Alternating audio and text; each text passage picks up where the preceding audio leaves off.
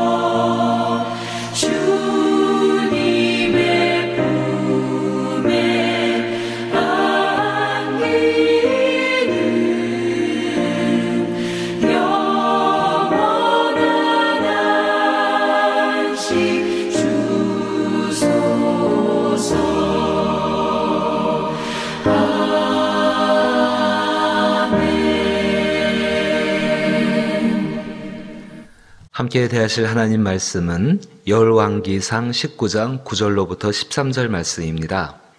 열왕기상 19장 9절로부터 13절 계속 엘리야에게 있었던 치유의 일들을 보고 있습니다.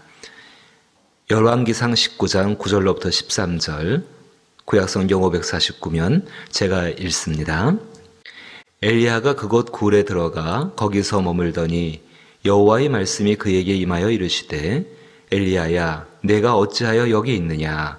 그가 대답하되 내가 만군의 하나님 여호와께 열심히 유별하오니 이는 이스라엘 자손이 주의 언약을 버리고 주의 제단을 헐며 칼로 주의 선지자들을 죽였으며오며 오직 나만 남았거늘 그들이 내 생명을 찾아 빼앗으려 하나이다.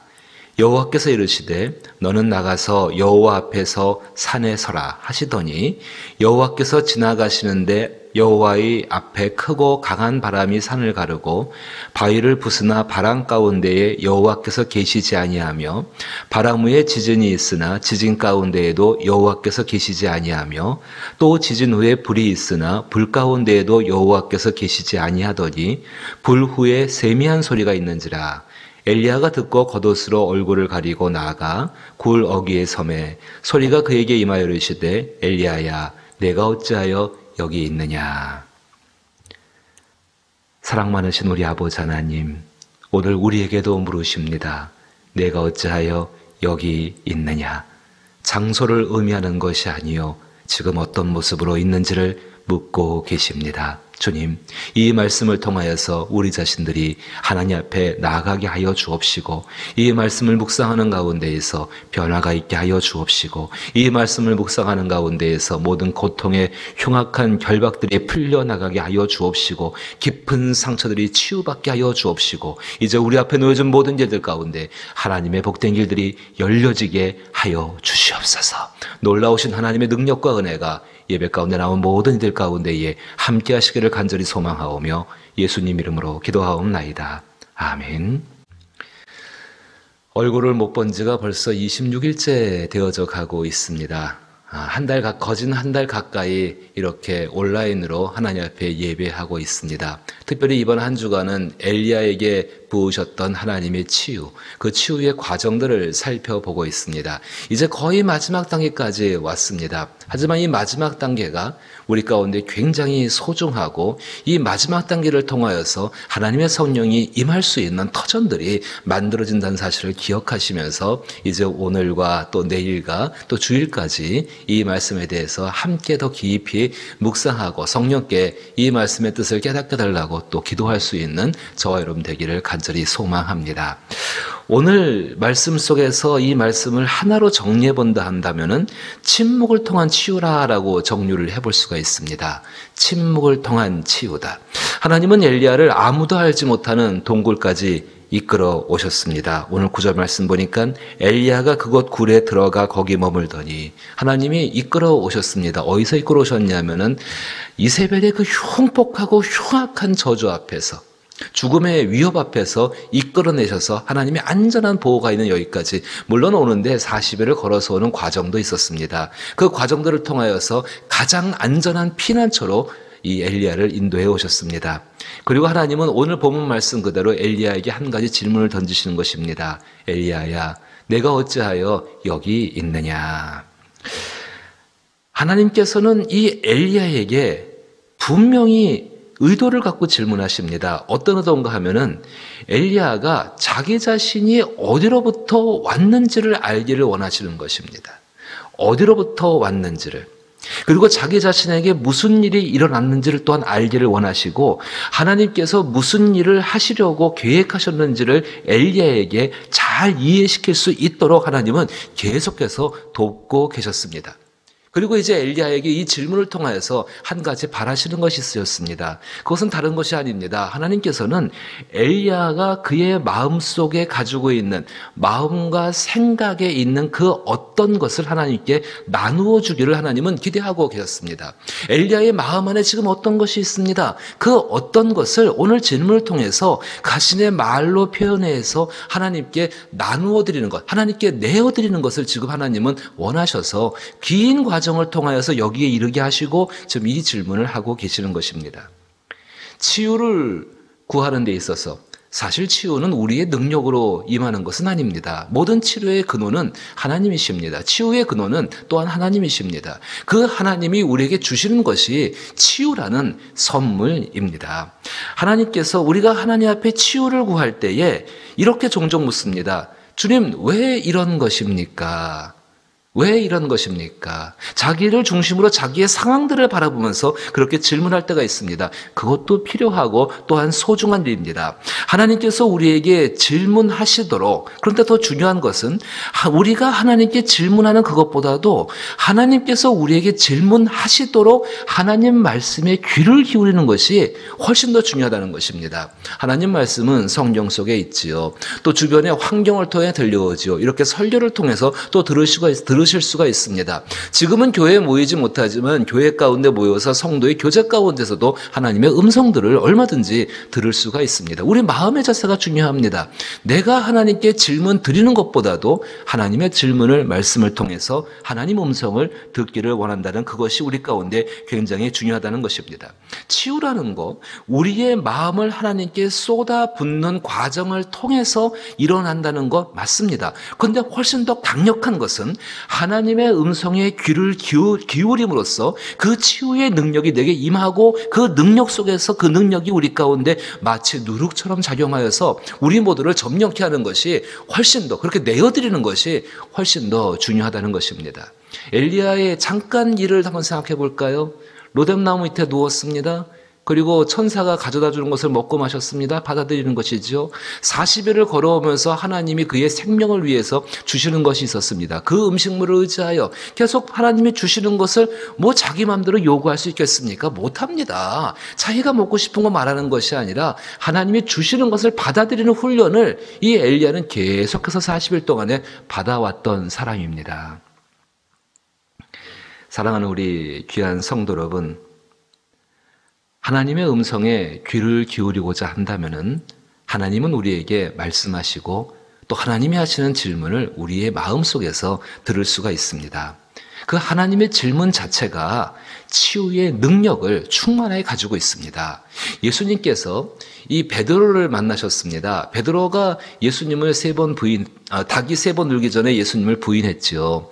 그것 때문에 이 베드로는 깊은 상처와 자기 사역이 무너지는 것과 삶이 무너지는 것을 경험하는 그 상황과 마음속에 깊은 고통과 상처를 갖고 있었습니다. 예수님께서 디베라 바닷가에서 이 베드로를 불러놓으시고 숯불을 펴놓으시고 생선을 구우시며 아침을 차려놓으시고 이 먹게 하셨습니다. 그 다음에 베드로에게 어떤 일이 일어났었는가? 요한복음 25장 15절 말씀을 제가 읽어보면은 그들이 조반 먹은 후에 예수께서 시몬 베드로에게 이르시되 요한의 아들 시몬아 내가 이 사람들보다 나를 더 사랑하느냐 하시니 엘리야처럼 먹이셨죠. 힘을 회복하게 하십니다. 그 다음에 하신 일이 무엇입니까? 질문하신다는 것입니다. 그 다음에 이 베드로가 이야기합니다. 그 질문의 의도가 무엇인지를 알고 자기 마음 안에 있는 것을 쏟아놓습니다. 이르되 주님 그러하나이다. 내가 주님을 사랑하는 줄 주님께서 아시나이다. 예수님이 그때 사명을 주시는 것입니다. 내 양을 먹이라. 이 과정을 잘 기억하십시오. 엘리야에게 똑같이 일어났던 과정. 아니 성령 안에 사는 모든 사람들이 하나님의 치유를 경험할 때 반드시 일어나는 이 과정들입니다. 그 중요한 것을 기억하십시오. 하나님의 질문을 먼저 들어야 한다는 사실. 그리고 자기 안에 있는 것을 하나님께 내어 드려야 한다는 사실. 이게 성경적인 치유의 원리입니다. 자신 안에 있는 것을 하나님께 나누어 드릴 수 있다는 것, 이거 굉장한 용기가 필요합니다. 특별히 어저께 본 엘리야처럼 세상과 멀어지는 용기를 가지고서 하나님께로 가까이 갈 때에 나의 의지와 나의 노력이 아니라 내 안에 우리는 예수로 말미암아서 살아있는 영혼들입니다. 이 영혼에 의해서 내어드릴 수가 있게 되는 것입니다. 가장 부정적인 것, 이것을 하나님 앞에 내놓으면 정말 흉하지 않을까? 체면 상하지 않을까? 그런 것이 전혀 아닙니다. 가장 부정적이란 것이라도 그 사랑의 하나님은 기꺼이 얼마든지 받아줍니다.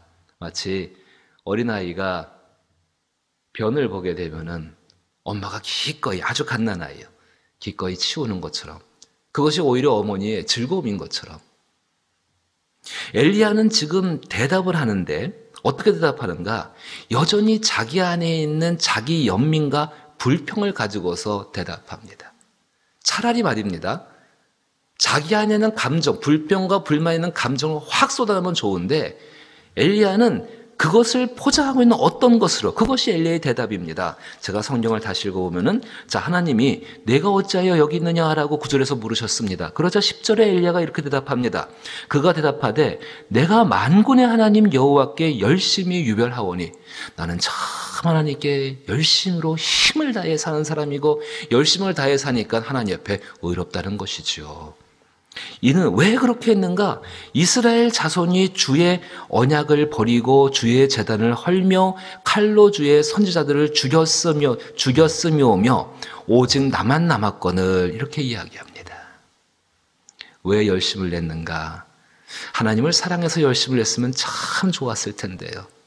한마디로 이스라엘 그 사람들이 하는 것이 꼴보기 싫었다는 것이죠. 근데 말씀을 가만히 보십시오. 그 이스라엘 자손이 누구입니까? 하나님의 백성들 아닙니까? 엘리야가 당연히 사랑해야 될 사람들 아닙니까? 엘리야의 마음 가운데에는 자기 의를 드러내고 싶은 그 마음이 있고, 이것이 오히려 이들을 향한 부정적인 것으로 지금 표현되고 있습니다. 또 뒤를 보십시오. 오직 나만 남았습니다. 나뿐입니다. 하나님이 쓰실 분은 나밖에 없습니다, 이제. 근데 그들이 내 생명을 찾아 빼앗으려 합니다. 저들이 나를 죽이려고 합니다.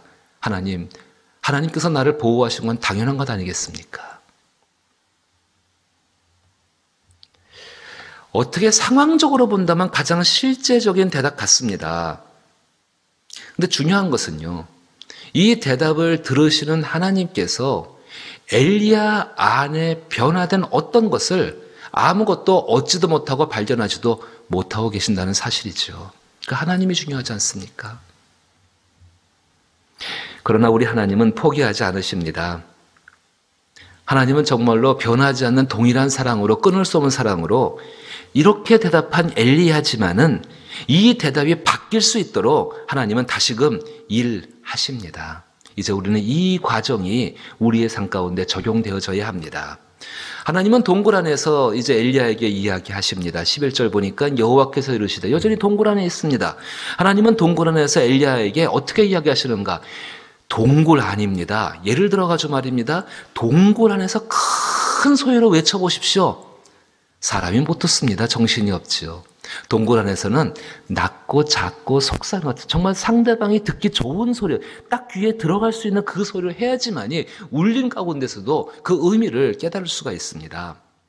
하나님은 정말 포기하지 않는 하나님은 엘리야에게 딱 맞는 속삭이는 소리와 같이 세미한 음성으로 엘리야에게 말씀하십니다. 그런데 놀라운 것은 그 세미한 음성이, 엘리야 수준에 맞는 그 음성이 엘리야에게 그 심령 깊은 곳에 있는 자기의 의와 연민이라는 그 상처를 주는 가시의 근본적인 것들을 변화시키기 시작합니다. 갈멜산 한번 생각해 보죠. 갈멜산에 엘리야가 있을 때에 바알의 선지자를 불로다가 다 이렇게 태워서 죽이고 선지자를 칼로 죽일 때 그때의 엘리야의 모습, 얼마나 그 사람 담대하고 저돌적이고 또 당돌하기까지 하며 자기 주도적으로 움직였는지 모릅니다. 근데 이 엘리야가 광야를 지나옵니다. 지난 며칠 동안 보신 것처럼 광야 가운데 엘리야는 지극히 수동적이죠. 사람에게 수동적인 것이 아니라 하나님께서 하시는 일, 하나님이 주시는 환경과 상황에 굉장히 수동적인 사람이 되어져 버렸습니다. 능동적인 모습이 거의 등장을 하지 않고 있습니다. 먹이시면 먹고요, 입히시면 입고요, 재우시면 자고요, 걷게 하시면 걷고요. 그렇게 지나온 것이 하나님께 대한 수동적인 사람이 되어진 것이 엘리야의 모습입니다. 놀라운 것은 그 과정을 통해서 하나님이 인도하시는 목적지까지, 여기 동굴까지, 호렙산의 동굴까지 오게 되어졌다는 것입니다. 하나님은 엘리야를 아주 부드럽게 다루시는 가운데에서 사실은 엘리야와 하나님을 위한 새로운 사역의 국면으로 이 엘리야를 인도해 가고 계셨습니다. 이것이 하나님께서 상처받은 사람들과 또 죄인들을 이끄시는 치유의 방법이고 하나님의 인도하심의 모습인 줄로 믿습니다. 아주 중요한 사실 한 가지를 우리는 배워야 합니다. 하나님은 지금까지 엘리야에게 아주 익숙했던 방법들이 있습니다. 방식들이 있습니다. 어떤 방식이 있었겠는가? 갈멜선 한번 생각해 보십시오. 기도하니까 불이 내립니다. 자기 말 한마디로 바알의 선지자를 다 칼로 죽이게 되어집니다. 천지를 바꾸고 세상을 바꾸면 강한 능력 가운데 일어나게 되는 일들이죠. 엘리야 기도했더니만 비가 안 내립니다. 기도했더니만 비가 내립니다. 거기에 익숙했던 사람이 엘리야입니다. 근데 하나님께서 한 가지를 깨닫게 하시는 것이죠. 오늘 우리에게도 이 깨달음이 있었으면 좋겠습니다. 하나님은 사람들의 마음을 변화시키고 그 영혼을 변화시키고 이 땅을 하나님 나라로 바꿔가는 그 일을 하기 위해서 장엄하고 오늘 본문에 등장하는 불이라든지 지진이라든지 바위를 깨부술 수 있는 바람 같은 강력한 방법이 아니라도 하나님은 얼마든지 그 강력한 변화를 일으키실 수 있는 분이라는 사실입니다. 엘리야는 익숙해 있었습니다. 지진과 같이, 불과 같이, 엄청난 바람과 같이, 또 그 가운데 임하는 하나님의 임재와 그 표징들을 보는 것에 너무너무 익숙해진 나머지 그것이 전부인 것처럼 생각하고 있던 것이 엘리야의 모습이었습니다. 근데 오늘 본문 보니까 사실은 그게 아니죠. 우리 신앙에도 아이들이 편식하지요. 그 편식은 좋지 않습니다. 마찬가지로 우리의 신앙 가운데에도 이렇게 한쪽으로 편중되어 있는 것, 이것은 옳지 않습니다. 우리는 하나님의 모든 방법 가운데에 엘리야가 정말로 하나님께 수동적인 사람이 되어졌던 것처럼 우리도 하나님의 방법 가운데 수동적이 되어졌을 때에 치유의 영이신 그 성령의 역사하는 모든 능력 가운데 살아가게 되어지고 또 하나님께서 나를 통하여서 세상을 치유하시는 일 가운데에 하나님의 것으로 나를 쓰실 줄로 믿는 것입니다. 엘리야, 지금 엘리야 앞에 있는 것은요, 다시 말씀 돌아와서 보시게 되면은, 자, 이 11절 말씀 제가 다시 보면은, 여호와께서 이르시되 너는 나가서 여호와 앞에 서라, 여호와 앞에서 산에 서라 하시더니, 여호와께서 지나가시는데 여호와 앞에 크고 강한 바람이 산을 가르고 바위를 부수나 바람 가운데 여호와께서 계시지 아니하며 바람 후에 지진이 있으나 지진 가운데도 여호와께서 계시지 아니하며 또 지진 후에 불이 있으나 불 가운데도 여호와께서 계시지 아니하더니 불 후에 그 사건 이후에 아직 동굴 안에 있는 엘리야에게 세밀한 소리가 들렸습니다. 엘리야가 그 소리를 듣고 13절에 여러분 대기시지만은 같이 한번 읽어봅시다. 엘리야가 듣고 겉옷으로 얼굴을 가리고 나가 굴 어귀의 섬에 소리가 그에게 임하여 이르시되 엘리야야 내가 어찌하여 여기 있느냐. 얼마나 요란한 것이 지나갔습니까? 꼭 폭풍 뒤에 정적처럼 아주 고요함이 임했을 것입니다. 그때 엘리야의 귀에 쏙 들어올 수 있는 그 톤과 그것을 가지고서 하나님께서 설하라고 이야기하시는 겁니다. 그때 엘리야의 모습을 보십시오. 듣고서 겉옷으로 얼굴을 가리고 나가 굴 어귀의 섬에 참 겸손해졌죠. 하나님을 경외하는 모습이죠. 불이나 바람이나 그 지진 앞에 이렇게 보고 있었는데 세미한 소리 앞에서는 자기의 얼굴을 가리고 하나님 앞에 겸허한 모습으로 서 있습니다. 자기 의와 자기 연문에 똘똘 묻혀있던 사람이 어떻게든지 능동적으로 살아야 한다고 하는 자기 신념 가운데 있던 사람이 겸손하게 하나님 앞에 이 모습으로 서 있습니다. 과연 복을 주실까요? 안 주실까요? 치료하실까요? 안 하실까요? 그럼 우리의 삶의 모습 가운데 우리가 어떤 모습으로 살아가야 할지는 너무나 분명한 사실 아니겠습니까? 이 엘리야와 같은 이 모습으로 살 수 있게 되기를 주의 이름으로 간곡히 부탁을 드립니다. 가장 중요한 것이 침묵입니다.